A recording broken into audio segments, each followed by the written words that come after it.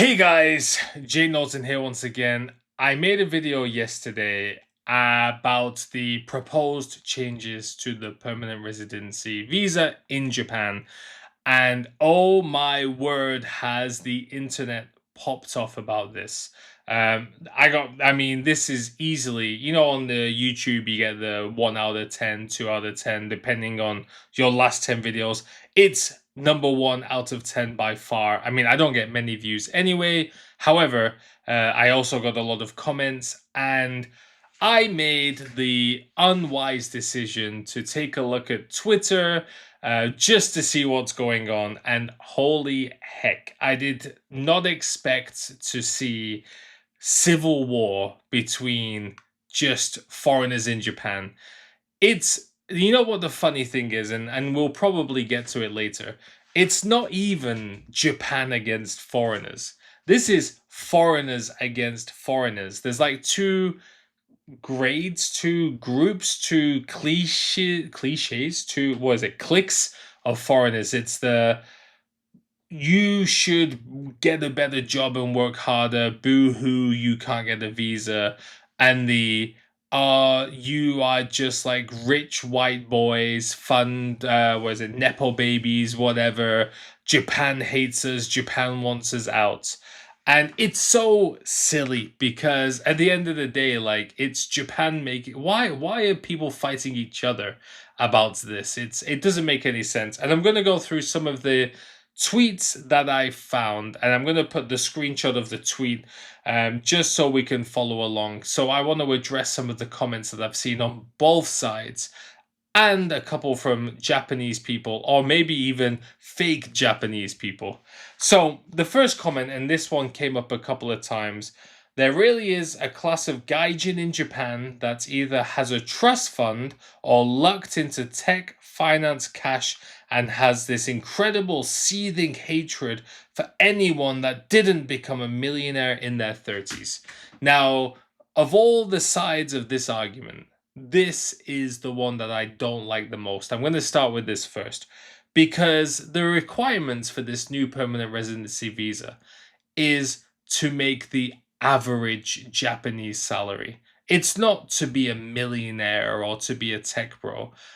I, for example, me, I've been an English teacher and worked in the English teaching industry and doing English teaching adjacent jobs. And for the last 5 years, my annual salary has been 10 million yen or more because I was able to get into management and also do extra things on the side, consulting work, training for other companies. I was able to build this kind of system that allowed me to make more money. And the thing is with the trust fund, it's not directed at me, but I'm gonna say this. I grew up with a single mother in a rundown council house where my neighbor, who my neighbor appeared on a British TV show called The Jeremy Kyle Show twice, if anybody remembers that show. My street was full of people stealing, setting fire to houses, drugs. My mum couldn't work until me and my brother were like 8 or 9 because she had two boys and nothing, she couldn't do anything else. Sometimes we would share a tin of soup. And somehow I made it. I went to a school that was so full of fighting that it was actually scary. You would see 30 people just all throwing punches. I was kicked out of university, and somehow I made it.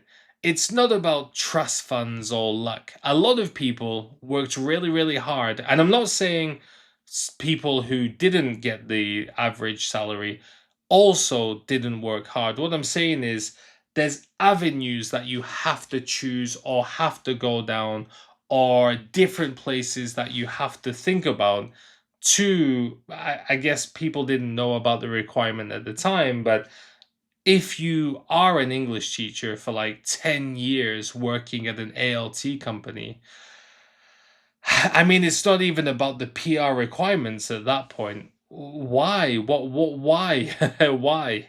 Just why? And there's going to be maybe other posts that are similar to this later. I am literally the kind of immigrant Japan says they look for. Went to college, speak English and Japanese, pay taxes, follow rules, white collar. And even I'm getting pushed out. Anyone who, like me 15 years ago, wanted to get into the anime industry here, I cannot recommend it. Well, first of all, I don't think Japan has ever said what kind of immigrant they want. And I don't think they necessarily need immigrants to come and work in the anime industry, but it's pretty cool. You know, if you love anime and that's your passion, of course, follow that passion. Go work in an anime industry if you really want to. Beware that you should know this before you go in. Salaries in the anime industry, no secret, very, very low. If people working in maybe production or advertising management of anime industries think salary is going to be low, you should see what the artists get. It's minuscule. So you should know that going in, unfortunately. However, paying taxes, following rules, I mean, it's the bare minimum. Like, of course, like I hope this person could have got PR if they, I mean, if they'd been here for 15 years, they should have been able to apply for it before, unless their salary was under 3 million yen. And again, if you've been in Japan for 15 years and your salary is under 3 million yen, well, we don't know that's true, first of all. If that's the case, because I did meet an American guy near my house at a festival who was working in just like a, you know, the kind of quasi preschool, international preschools, well, one that I used to run. And he said he was on like 230 a month, and he'd been in Japan for about 21 years. And it gets to the point where it's like what can we do? Like, they can't just give you just because you want it at that point. So this one kind of sums up the whole situation. Two gaijins look at a cloud. One sees 5 million yen. One sees impossible dream. Is same cloud. And I think this is kind of summing up the argument as a whole, really. The requirement is the same for everybody, absolutely everybody going forward. That you have to make, well, until the government actually officially announces these rules, but you have to make the average national salary, or whatever it will be, household, national salary, or local salary, when it's finalized. But everyone's going to be under the same kind of cover. Everyone's going to be in I don't know words. It's 1 o'clock in the morning, but everyone's going to be in the same position. You have to make that choice. If you want PR, you're going to have to make the choices that will lead you to PR. If you want to live your dream and work in the anime industry, or you want to try and make it as a model, or want to try and make it as a social media influencer, or work in a particular company, that's great. Japan will give you a visa. You will have a visa. And I think this is one of the things that I just don't get. Like, they're not kicking you out. You just might not be able to get permanent residency. And the person before, if it's been 15 years and you didn't get permanent residency, did you not want it before? Like, Japan's not kicking people out. You can still work here. It's just, if you want permanent residency, these are the requirements. Every country has them. Japan is more strict in some regards. They are not as strict in others. It's just how it's going to have to be when these rules are finalized and enacted. And remember, it's for permanent residency. You can still live in Japan. Okay. Now, some of these get a bit more. How can I say? A bit more nasty. So the next one's a bit nasty. I don't want to pay for your retirement, and neither do Japanese, just because you suck at getting money. Get good or go home, loser. Now, I guess he's trying to point at people who don't make as much money. However, this is just nonsensical, and it doesn't help anybody. Because even if you do make less than the national average, you are still paying your health insurance and you are still paying your pension. You don't get that funded by everybody else. You are still paying into the pot, which does pay for other people who need welfare and stuff like that. So you are still contributing. So people like this who write that kind of nasty stuff, not helping at all. Now, another one who's more on the other side. I haven't turned against other. Oh, because he was tweeting, and a lot of foreigners jumped in and said, like, "How can you turn on foreigners? Why are you not supporting other foreigners?" I haven't turned against other expats. After talking to you, he was tweeting at somebody. I can see that you are weak, entitled, and held together with excuses. You've been. No, I started off. Well, this part's not necessary, but I started off as a low salaried worker in Japan, but I built myself up. I didn't feel lucky when I was pulling 18-hour days a while back. I just worked through a meritocratic system until stuff worked out. Can't be good at he does martial arts, but you spend a lot. Yeah, so that's basically the gist of it. And there is one part there which is quite similar to me. When I was the principal of the international school and I was teaching online at italki, I was doing 16, 17-hour days because I would go to school at 7 o'clock in the morning. I would get home at 6, usually without a lunch break, do family stuff, walk the dogs, make dinner for my daughter, start teaching at 9, finish at 1 o'clock in the morning. So I was doing very, very long days. It sucked. It was very bad for my health. However, I made enough money to buy a house, fully pay off my Tesla. I got two really wonderful but stupid dogs. Be able to have my own office in my house. I was able to build the life that I wanted. However, I needed to grind for it, so to speak. When I was working in Tokyo, I was doing my job and I was asking for every little bit of overtime I could get on the weekends.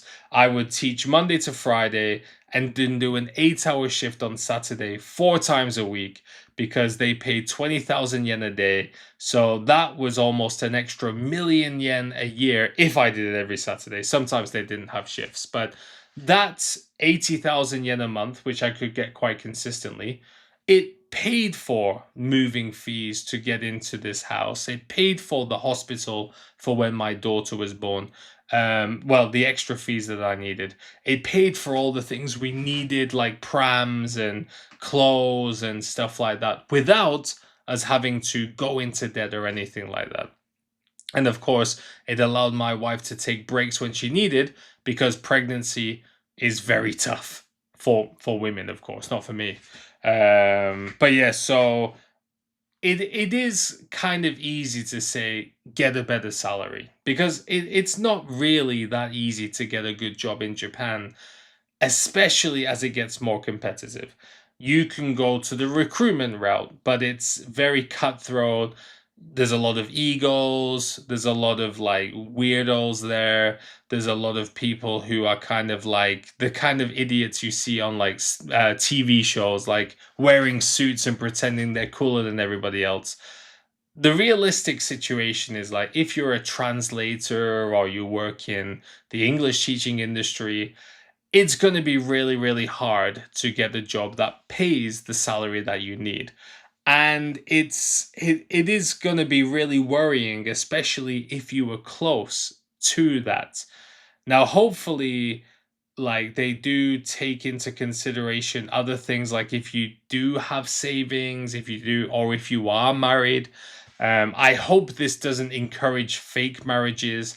And to the knobhead in my last video, who, because I said I would have been fine anyway, because I made 10 million yen a year for a few years. I have savings and investments. I have been in Japan. I've got the N2 and I'm married. And then in the comment, it's just like, oh, why didn't you just say you're married and that's it? Because that's all that matters. It's like, shut up. I'm just trying to explain that I have all the different things that could have worked any single way. Anyway, and the last one, I just put this in as a joke because Recently, the occasion that I do check Twitter, I've noticed there's like a lot of fake accounts that just create these absolutely unbelievable, stupid stories. And the reason that they do it is because Twitter pays money for engagement now. So if they write these really ridiculous stories, they're just going to get retweeted and shared all over the place so they can make a few dollars. So it's talking about how they were waiting for a taxi, and from behind, the foreigner came and cut right in front of her. And you'll notice if you look on Twitter, these Japanese profiles are always girls with girls' names and girls' images. And I can tell you for a fucking second, they're definitely not girls. Oh, I'm lining up. But they ignored me. They didn't move. So I shout. So I shouted, "Are you stupid?" And then I said, "If you can't follow the rules, get out of Japan." And then if foreigners can't, live peacefully in Japan, just at least they can do is follow the rules. Just that's the least that they can do. And I just hate that these fake accounts just make all these fake stories, because you'll see these accounts just like 10 times a week they'll have an instance with a foreigner, and it's like, how do you see more foreigners than me? I had a fight with a foreigner today in Tokyo. He was from Myanmar, but that will come in the next video. And it actually, I was maybe the angriest I've ever been in the 13 years I've been in Japan. The fact that he's from Myanmar isn't connected to the story, but oh, it was honestly like I thought I was gonna hit him. However, that'll be for the next video. Teaser. But yeah, thanks all for watching, guys, and I'll see you next time.